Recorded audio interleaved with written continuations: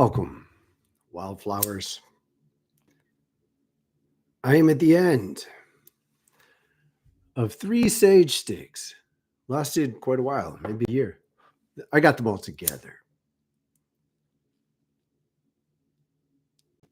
Endings and beginnings.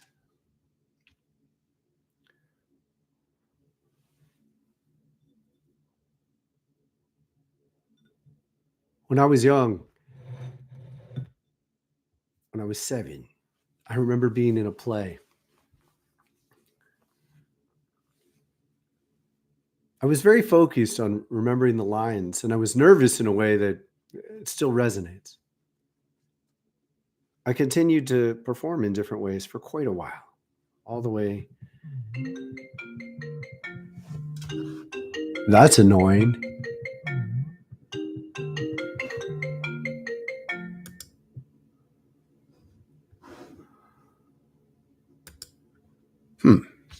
Let's skip that. Let's skip that. Welcome. Thanks for being here. Forgive me.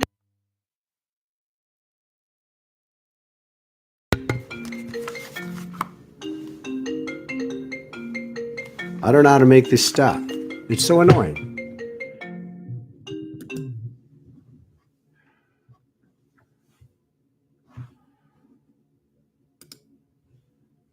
An even deeper pause.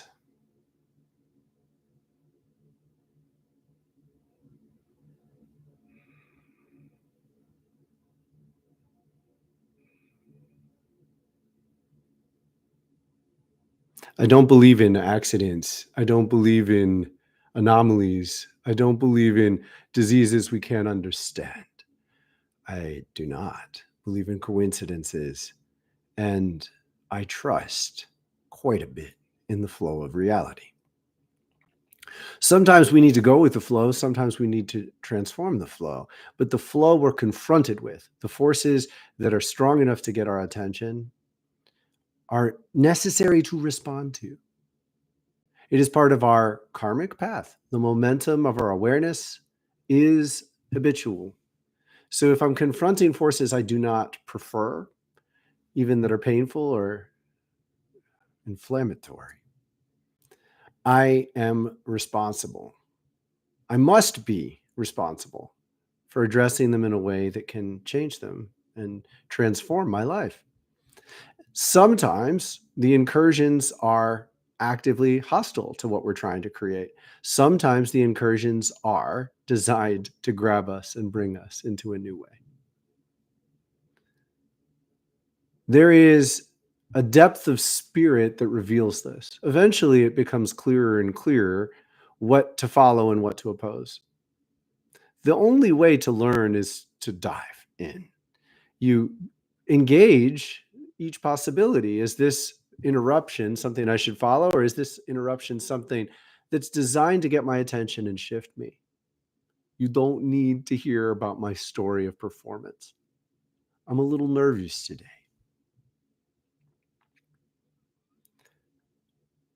I invite you to choose a time once a week, every week, that you do this work. And we invite you to gather people to do it with you. You can do this if today is your first day here, and you can certainly do this if you've been here for a year. Gather one person with you every week. Hold space in a way that is guiding a group.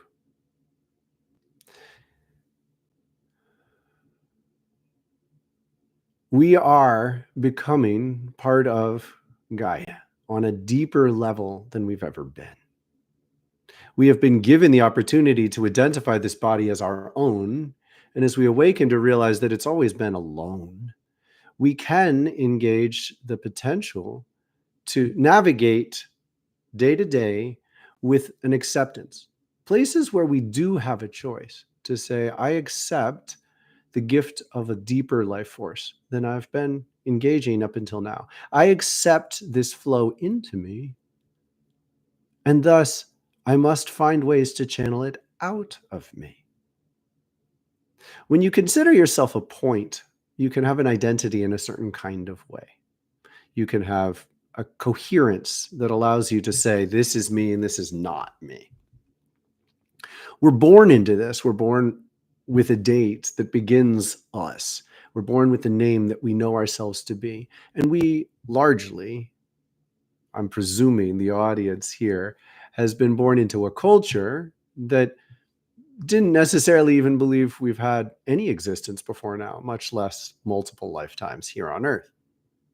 As we awaken to engage these ideas, we're coming from this unique context where it's like, on a certain level, it's remarkable that it's even possible to not believe there's anything else.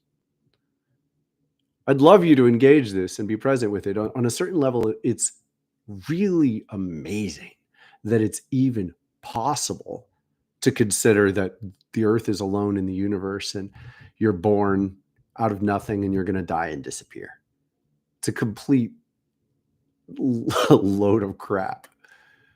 And yet we do it for all these reasons we've been discussing for years here now. And then we begin to awaken. And we awaken because we're being affected, we're being touched by flows of spirit. And it's very gentle at first, whenever it can be. And the premise is that as this spirit, as this new, deeper depth of spirit flows in, it's going to stir to the surface all these challenges that have been latent within us, all these challenges that have been wrapped up and stuck and frozen. And as these challenges are brought to the surface, it's like breathing life into old skins. And in many cases, we don't want these old skins to be alive. We don't want them to be present. We don't want to feel these feelings. And we've considered it a victory to hold them down, keep them at bay, ignore them even, keep them frozen. And again, we've been discussing this theme for quite a while here, years. As we shift this first reaction to be one of, let's do the work. I want my troubles and challenges to come to the surface. I want it. I want it because I want to get on my way. I want to move past it. I am beginning to recognize the burdens these challenges have been to me. I'm beginning to recognize my true potential and make a clear connection that these challenges that have been latent, frozen baggage are exactly what's blocking me from getting into, from becoming. This becoming is a crystalline consciousness, and it's an invitation that necessitates that you become something other than a point. Now you're of the flow itself. You can't be of the flow. The flow can't come into you unless it goes out, unless it moves on. There are many ways this can occur, and today I invite you to begin a new one. I invite you to gather a circle. This can be any number. It can start with just you. Yet, it can start with the intention that you're holding space every week at a time, which you will eventually invite other people into. And you can begin that today. Intend to gather people. Yet intend to hold the space more than anything, and hold the space with a reverence that we are bringing spiritual presence into this world that is needed. So many are starving for a true presence, for a true vibrancy, for a true health, for the empathy, the care, the compassion, the awareness, the spirit, the vitality that come with this flow. And yet to receive it and accept it, you must also pass it on. You cannot be a part of a river as the end to the river. The ocean is the only end to a river. Now you can attempt to dam the river up, and yet you'll expand this way, and you'll expand with this plausible ability to maintain the sense that you're a point. And yet you will start to suck up attention and space from everything around you. Dams in the real world, human scale dams, destroy gigantic portions of ecosystems. They bury valleys, and it's brutal. It is largely not a good energy. It can be done well if you're more like a beaver, if there's a context and a coherence and an awareness of how you affect your environment. I'm not encouraging you to simply let it move in and move out directly. I would like you to create a little bit of a pond and invite other people into this pond. And yet it will not work unless you have a conscious intention to have a flow move through and out the other side of this. And to set the intention that the water be a little bit better leaving than it was coming in. Now that necessitates work. And for this simple reason, we are going to offer a continuing guidance to you that's free. It'll come through this space in this time. The guidance is simple. You hold space for an hour. You hold space with a key ring meditation. This is the same meditation we do at 11 o'clock. Following this, you can go to the website and click on Join the Gathering. It is free. And when you join the gathering, we share a meditation, and then following the meditation, I offer lightning sessions. I will encourage you to begin by sharing a meditation, which means you learn the basic rhythm of the meditation and you commit to studying the simple qualities of each chakra. They're all available on the website already. There's a Chakras tab, and each chakra has certain basic framework guidance. So you learn to understand what sensation in your shoulders means, what sensation in your gut could imply. And then you will be sitting with 1 or 3 or 10 people you gather, and you will simply be asking them what was their experience in the meditation, which chakra stands out. And from there, you leave them with the commitment, go study that chakra for the week and look into those themes. If your gut has been activated, what are issues around your power? If your shoulders have felt tense in the meditation and indeed have felt tense for the week, then it's time to take a look at your commitments and boundaries.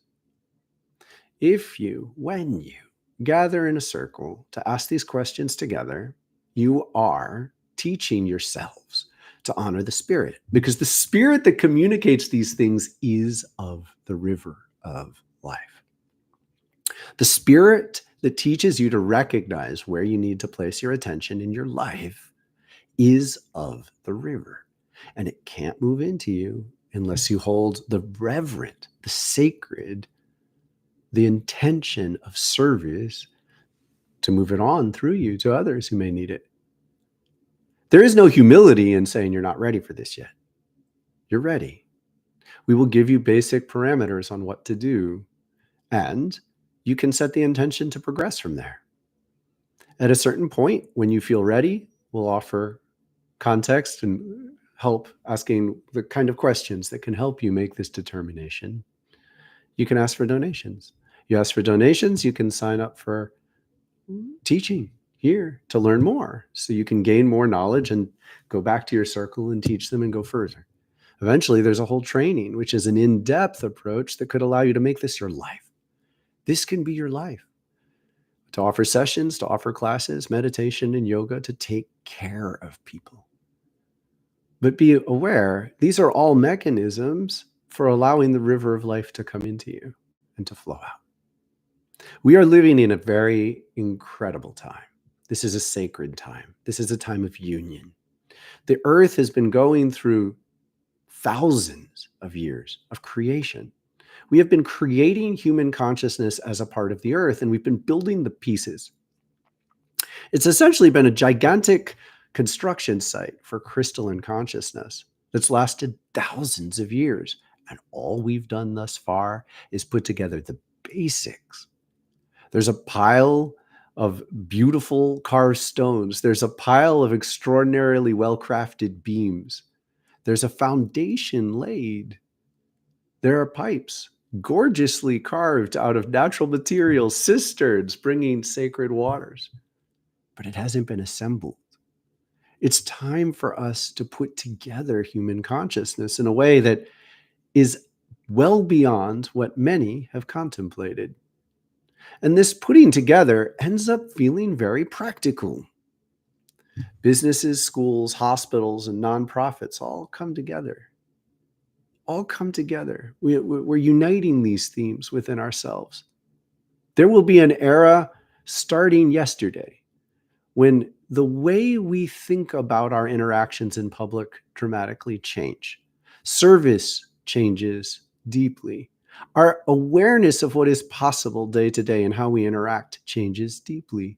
And you can be ahead of this. What is the best life you can live? How often do you ask this question?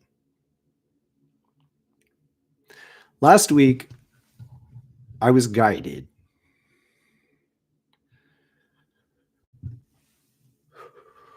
Let's slow this down.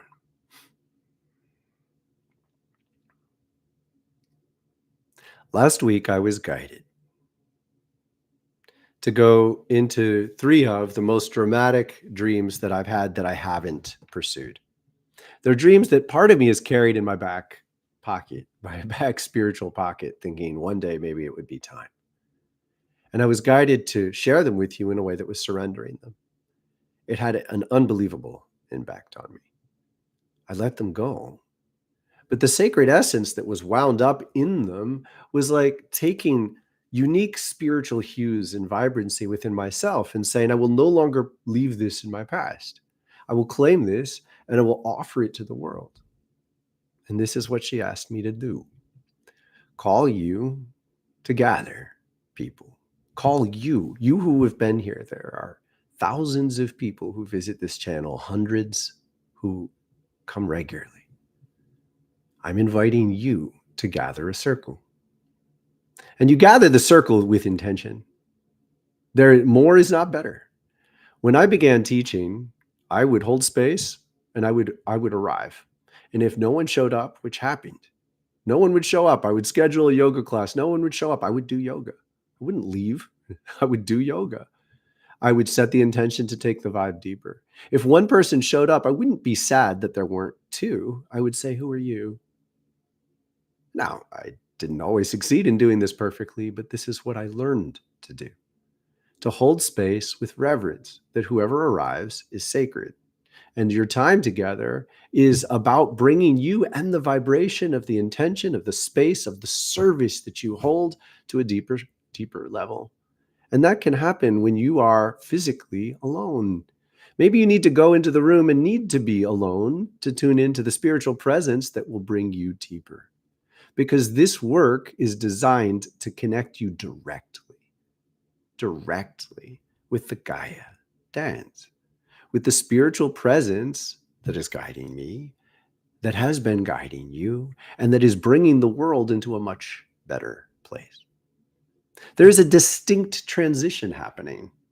There's a distinct change happening between embracing this call and resenting it and resisting it. There's currently a huge backlash all around the world. It's a very similar backlash. It's quite boring. It's coming from people. They look like men on the surface, but it's communities of people who are designed around patriarchal energy, which means they like giving authority to individual men and allow their power to shape the reality. So basically what they're doing is say, I'm just going to adjust around this guy. And it doesn't really, there's no necessary moral coherence to this approach. Patriarchy in this form is just about saying, when all of us don't know what to do, we're just going to follow that guy. Who's that guy? He's the guy who manages to dominate the other guys. Okay, basically, might makes right. So might makes right is having a real challenge handling the changes that are happening. Make no mistake, that's what's happening. As much as I sympathize with the trauma of having your world ripped apart, it's time for the old ways to be ripped apart. So I don't ultimately hold compassion for people who fight against it. Now, what they do is they pick it apart. They choose individual elements, pieces that seem to make sense, and they just repeat them over and over and over again. And they have a point often, They are those who are resisting the transformation. They have a point. But their points are not the point, because it's time for a flow. It's time to allow a river to move through us, and we adjust as we go. We address the concerns that come up because they're real. Many people begin to dive into the change and make reckless decisions. They hurt themselves. They misconstrue the calling of transformation, and they get confused. And this largely occurs because they don't know how to witness within themselves. They don't know how to recognize that the flow of life, this river of life that's moving into us, is one vein of many veins, one artery feeding you, and you must help craft a flow that returns to the heart of the earth. It's up to every one of us. She is growing a spiritual network. And when it reaches you, if you become the end of the road, that is a loss of the investment that was given in. If you become the stumbling block, the point at which you struggle, you take in some, but you resist it, you fight, you turn against it, and you wail at the flow, because this is the only way you know how to create coherence. Really, it's flailing. It's never going to create consistent stability.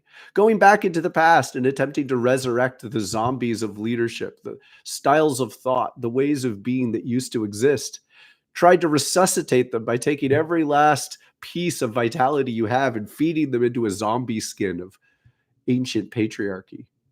It's not going to work. There is only a little bit of a smile in this. It's extremely sad. It's very damaging in so many ways to attempt to revitalize these zombies. But the earth is doing it anyway. She is feeding us life force, and this life force will feed every skin that's stuck within. And it's up to us individually and collectively to generate community that addresses these former patterns and recognizes them for what they are and realizes that they are small compared to the deeper dream. That as we reach for this crystalline dream, we put them in context and we address them, and we stare into the presence of the possible future that is vivid and here. We stare into it, we breathe into it, and we invest our current vitality in this dreaming, in this hopefulness, in this participation in the creation of a crystalline world. And as we do that, we recognize the zombie skins for what they are. We recognize the fear that your kids aren't going to succeed unless they get into, some da-da-dee-da school. We recognize the potential that I can't even do it. I don't even want to go back as an example. The pressures that humanity has placed on ourselves to progress out of the past have been brutal. Dominance and control in so many different ways, that inhibit the deep flow of spirit, the deep flow of love, the reverence that we're invited to have for each other. It hurt me so deeply as a child. I had such a challenging time moving through a very seemingly healthy, progressive community because I felt dominated by their minds. I felt inhibited by their refusal to recognize what felt true and natural to me. We are invited to recognize our integration with truth and natural presence. We are invited to bring this presence to life. And you are invited to gather a circle now. Gather it and commit to it. Don't do it once. Try 3 months. Hold space for 3 months, even if someone doesn't come every week. Do it for yourself. If you hold space at the same time every week for 1 hour and no one else comes, you will be much healthier at the end of those 3 months. So make this commitment. And as you feel more empowered and more present and more ready, put more attention into gathering people on purpose. Try to gather them more. And as it works more effectively and they reflect to you that you're getting a little better at this, begin to ask for donations. But take a year. Start tomorrow. Maybe you already do this and you can bend a gathering you hold space for already into this model, or add another because it comes naturally to you.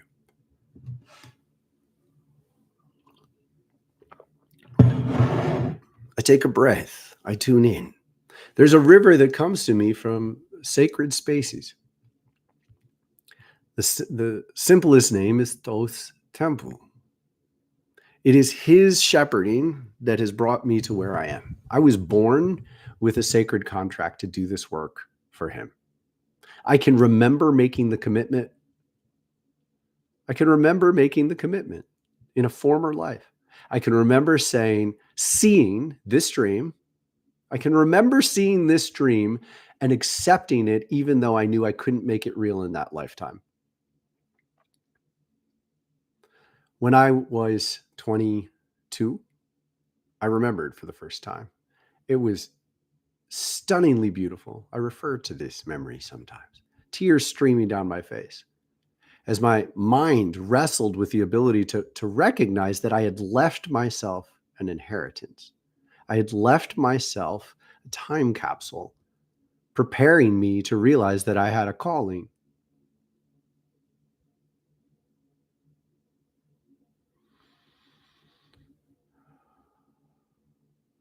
I need you to know enough about my path to trust this because I am asking a lot of you. I'm asking a lot of your trust to say that I am able to channel this energy in a way that will sustain. Several weeks ago, Thoth came to me and he said, I want you to do this for another 2 years. I don't want you to doubt it.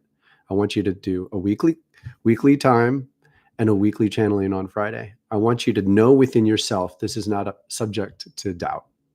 Some part of me's been ready to bail. I need to keep saying my doubts because it's important you know me for who I am. Some part of me gets overwhelmed by the intensity of this commitment. And I know that I'm at the end of any ability I have to get away.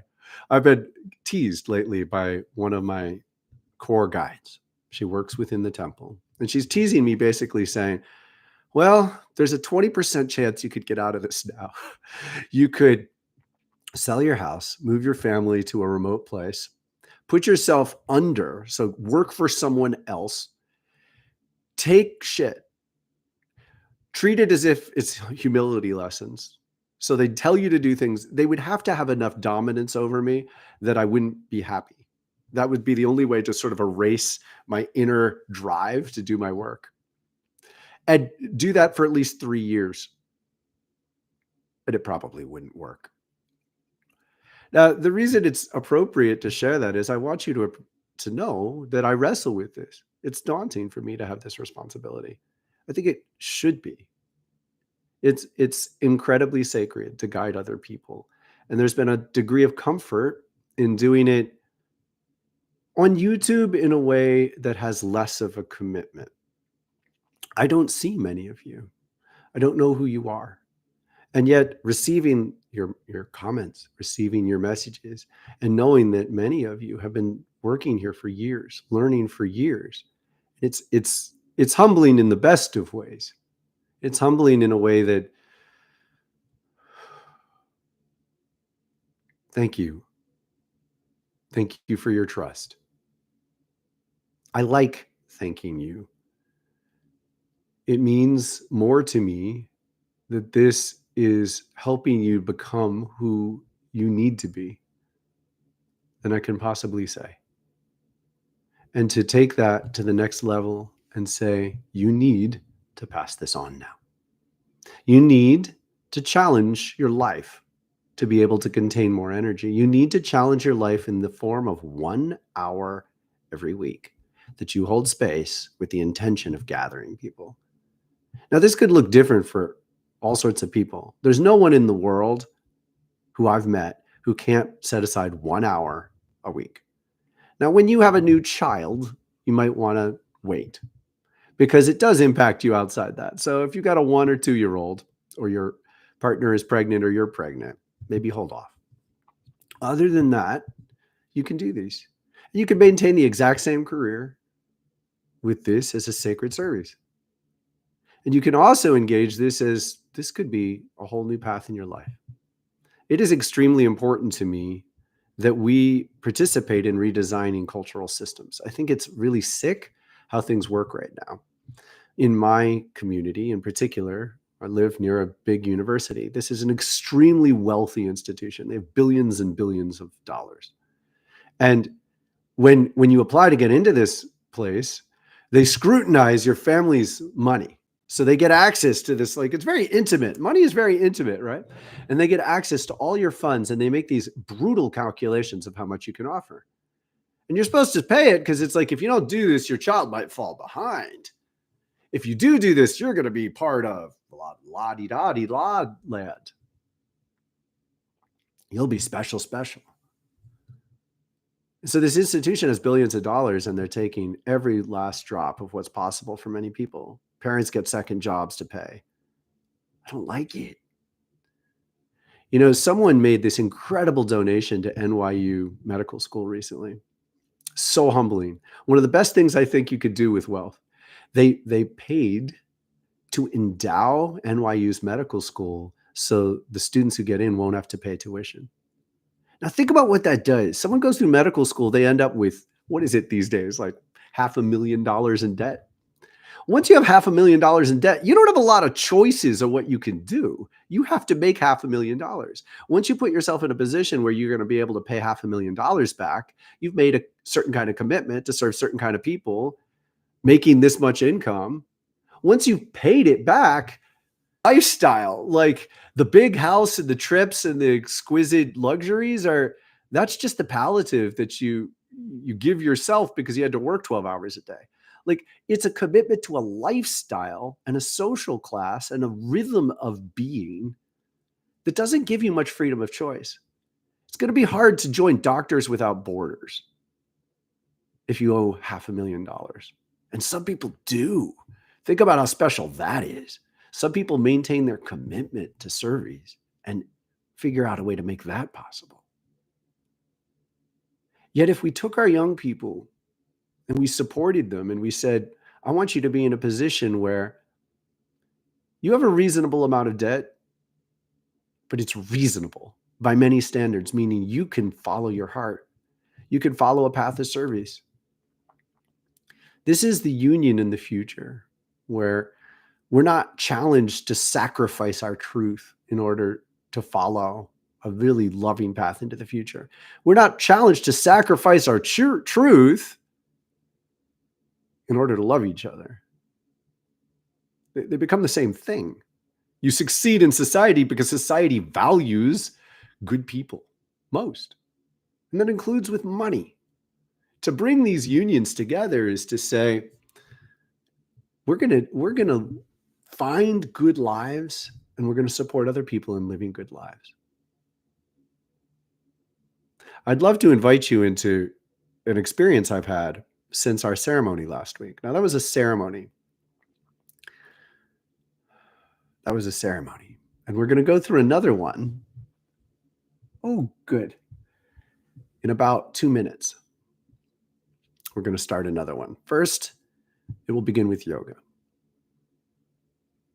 Last week, after I brought my sacred dreams from the past to the surface, I brought 3 sacred dreams that I never pursued.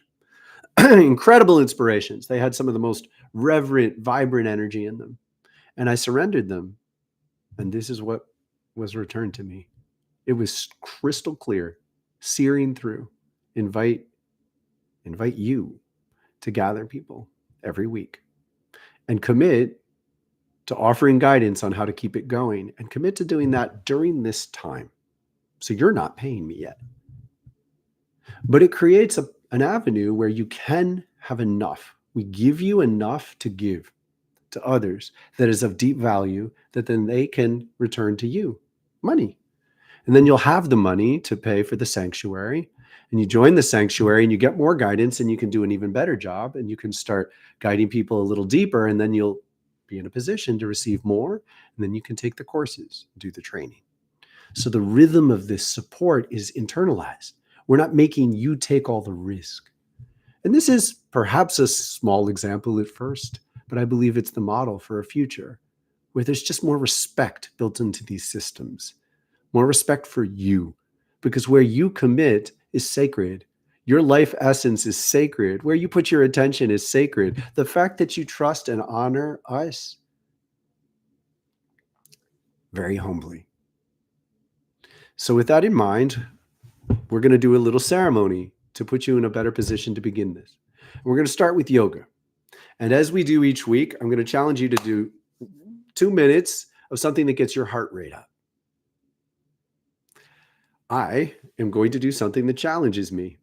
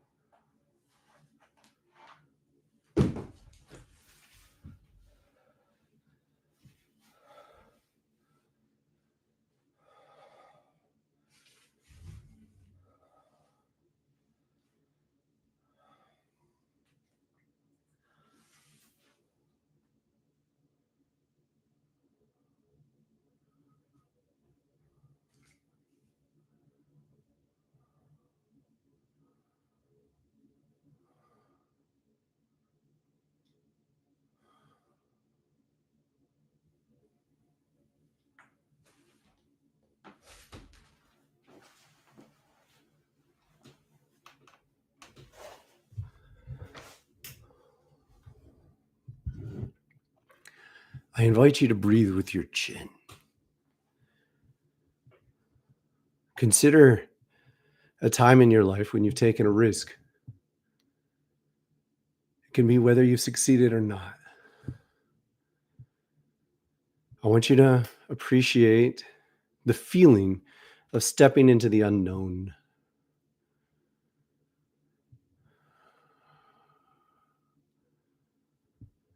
And as you sense this feeling, where you made a decision and you didn't know what was going to happen, it was arguably kind of open. You were stepping beyond the limits of what you know, moving to a new place, starting school, making a speech for the first time, or a performance.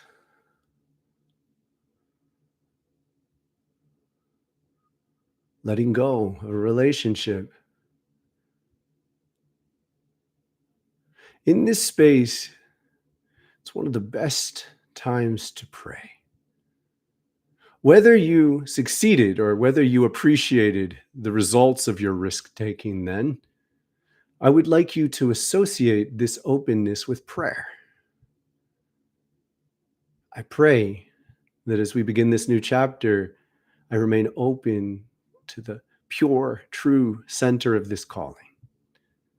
I accept this as a response to my prayer from last week, my surrendering of my best to Kaiya herself, an offering that I may embody the best that I am capable of in service, as part of an artery and a vein, as a turning point that receives the spirit of the earth and passes it on. I pray that I continue to walk this path with reverence for the respect that I have been given, with reverence for the trust that I am being given. And I invite you to mirror this prayer.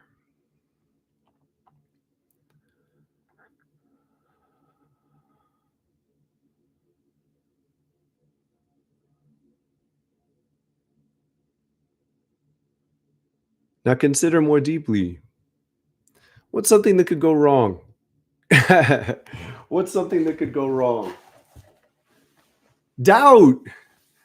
People, it's good to doubt with intention. It's good to doubt within reason.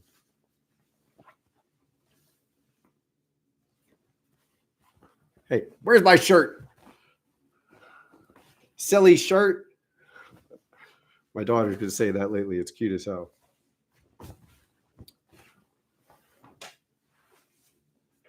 Incidentally, 3 years ago, I was significant. I got it inside out. 3 years ago, I was 195 pounds. And my doctor took me aside and said, look, this isn't going to work. 5 years ago. 5 years ago. And I was not doing great. I was having a hard time. I was slacking on my practices. I had become a father and wasn't doing as well as I wanted to. I was sad and using food to respond to it. And yesterday I went in my doctor's appointment. I've lost 30 pounds. I'm at my ideal weight. And I'm really pleased with that. I did it well. Like, I'm healthy, you know, I'm in good shape. And I really appreciated it because I've had fun doing it too. I don't struggle. I've really done a great job of sort of modulating when to eat, when not to eat. Just based in feeling, tuning into the feeling. And the trust that I could become something new, I felt it as a seed then.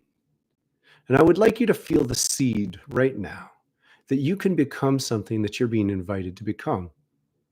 I'd like you to be with something very simple here. This is not open-ended. You could misinterpret how YouTube works. You wouldn't be here if you weren't invited to be here. It's not me. I am in service to a movement in the world. I'm in service to the crystalline consciousness of the earth. The earth is waking up with a gigantic network of flow, arteries and veins that lead back to her heart, the oceans of spirit. There are many forms. There are many forms of the crystalline Christ consciousness that are coming into being. I've been encouraged to communicate with you that there are 21 communities like ours starting just in service with Thoth. And it will take 70 years for all of them to be made clear to us. 70 years for it to be clear. So don't even bother worrying about identifying who's who yet. We are generating a network of small groups that will serve each other. And the center will not be strictly a pyramid. It's not going to be quite that simple. We will do our best to have the center, those who are most committed to making this our lives, gather in a way that serves you, asks you what support you need to guide your circles and communities. You will be charged to do your best to tune into unique guidance, to share your unique developments. Imagine what it's like to be empowered. We'll be sharing the key ring. We'll be sharing basic practices. And yet, if you come up with a neat idea and you share it with the center and it can spread through the network and we all take on new challenges, new forms, new possibilities, new strategies, because we're learning from and with each other. And this is all going to be guided continuously from Thoth himself.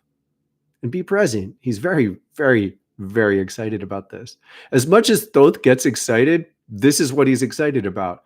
All of his work is geared towards bringing this network to life. Not just ours, the many networks. And for him, 21. It's finite. There are other beings, other angelic guides on the earth who are focused on doing different work, all in service to this Gaian network. He's got a finite set of intentions and responsibilities, and we're part of it. We're part of it. And as you sense this, I encourage you to sense your crown. You don't need to do this now. I invite you to take your space if you don't feel quite ready. But for those who are, breathe with the intention to allow the sacred energy of Thoth's temple into your crown. This is an invitation to sort of plug in as a part of the river, to say, I am of this and I want it to stay.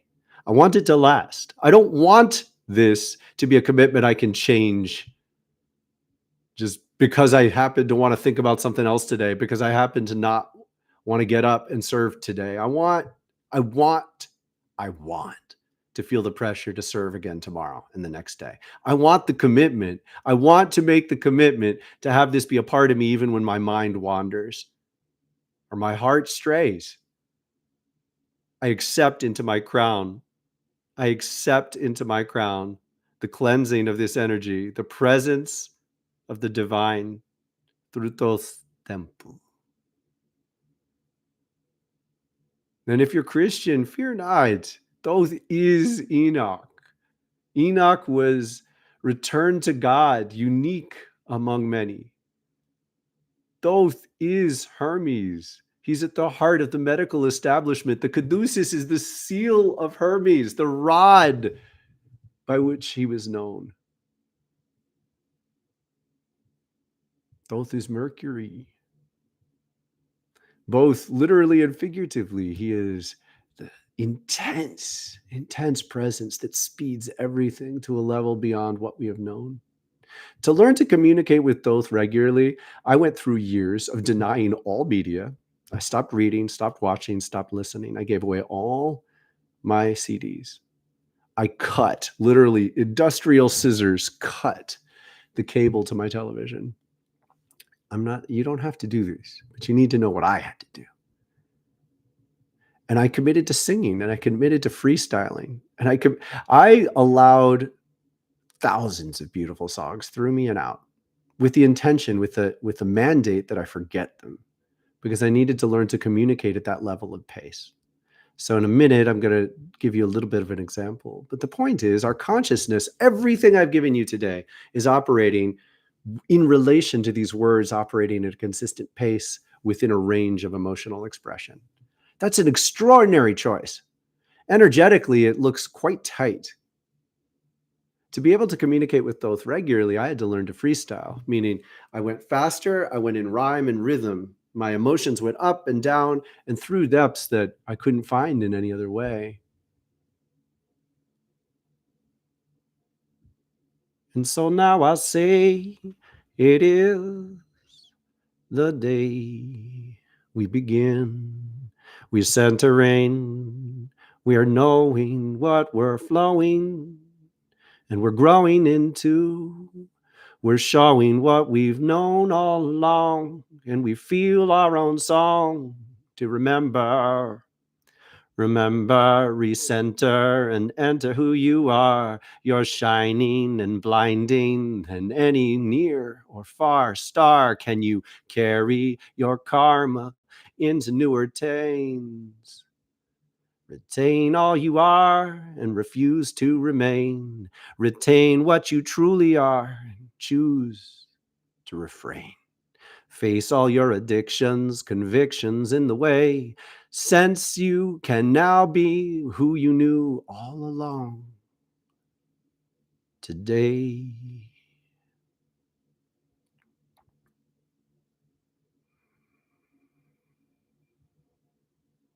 Most of you are simply remembering. You agreed to this. You've known this all along. You have various degrees of choice, meaning you're less invested or more invested, but this is you. I invite you to experience it in both of these ways because your consciousness needs this permission. Meaning part of you will remember that you're remembering. Part of you will remember, and then you will have to work to remember your remembrance. And that's a practical challenge that can be quite confusing and full of doubt. And yet, it's important that you cherish the moments of truth.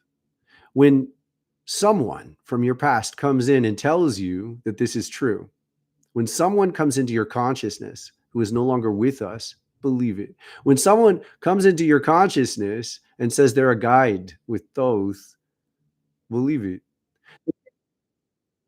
They can't lie, not for long. Beings try all the time to interfere with the connection at first, but it doesn't work. If they posture as Thoth, just stick with it. They'll dissolve if they're lying. Mostly it's not actually lies, it's confusion. It's just getting lost. There are many, many beings that are disembodied. As you open your consciousness to be aware in these ways, you're going to encounter more and more of them. And there are many challenges to doing this well. But the key importance here is to remember. Remember enough to trust your path, to trust that you chose these. Now, within this life, it's going to be necessary that you bring your name. We're going to put it that way. Your name, your ego from this life, your consciousness that continues to identify as however many years you have, the choices you've made, the schools you went to, your childhood friends. You need to bring this part of your consciousness along. So experience it as a calling in this life. Experience it as a choice and make the choice. Make the choice to be of service, whether you change your career or not, whether you change where you live or not, whether you change many relationships or not. Commit to being of service to the crystalline consciousness. Know yourself. What does that mean? To know yourself. I'm going to invite you to breathe in your navel. Just some. To know yourself is to be able to walk through your world day to day, and you're going to encounter more and more stimuli. As you awaken, you become quite capable of feeling the vibration of a space. Yesterday, I went to a concert in a church. I could feel, no, it was a concert. It wasn't, the church was graciously hosting this concert. It was just music. And yet I could feel the vibration of the space being really resistant to Thoth's presence. Thoth is Enoch. The book of Enoch was cut from the Bible. They buried it around the turn of the century for the same reason they killed Jesus. They were hiding the truth of the past. They, truly. And when you put yourself in a position to recognize that the early Christian church didn't want to pass those limits, the early Christian church didn't want to pass those limits, we can respect that.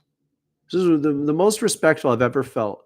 Rather than resenting the rejection of Thoth while I was in the space, I was like, okay, they need that limit. I'll come here for a concert, but I'm not going to storm into your services because you need that limit. You need to not be reminded how broad reality is right now because they need to deal with their karmas where they are. That's okay. To let people be who they are is a beautiful thing.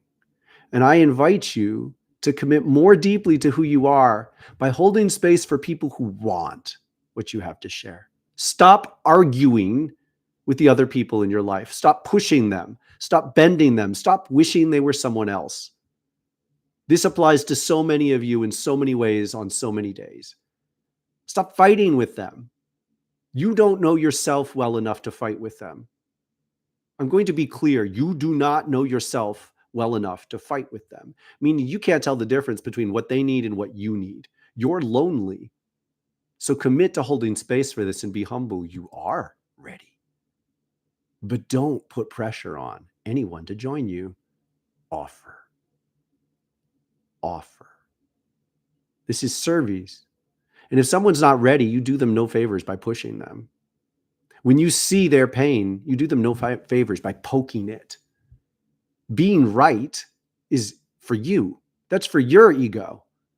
Affirming, confirming what you see is for you. That's not a gift to them. It doesn't help them heal to have you poke their pain. It doesn't help them heal to insist that they face things that they don't know how to face when you're not ready to hold space for them.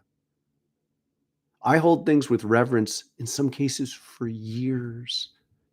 I see things in people and hold it for years because I'm able to pause long enough to say, are they ready to hear that? And as a result, I can be near people without stirring them too deeply. And I'm inviting you to commit to learning how to do this. We'll teach you. You're ready.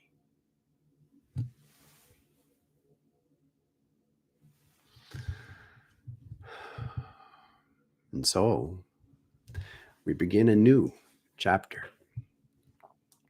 From now on, this time is going to be more intentional. We will be offering a ceremony of some form. I'm going to explore and experiment with how. We're going to be accessing depths that are well beyond anything I can anticipate. So the intention is simply to be of deeper reverence. This is more a space of a service. We're serving each other. There's a casualness to it. You don't need to dress up. there's a rhythm to it where we're not going to use the same words every time. It's not all a sermon. And we're activating our hearts to serve, to share the sacred essence of the world. And it's necessary to be in reverence to how important this is. And it's time to know that you cannot allow this into you unless you are creating space, creating ways for it to flow through you on and out. It can take time. It is perfectly fine if you intend to hold this space and do not yet invite anyone. Invite them with your heart. Invite them with your heart and send resonance into your community. Resonance into your community. And people will come in good time. And commit to learning the lessons you need to learn to be ready, to take it deeper, to find your limits, to share the truth of this love.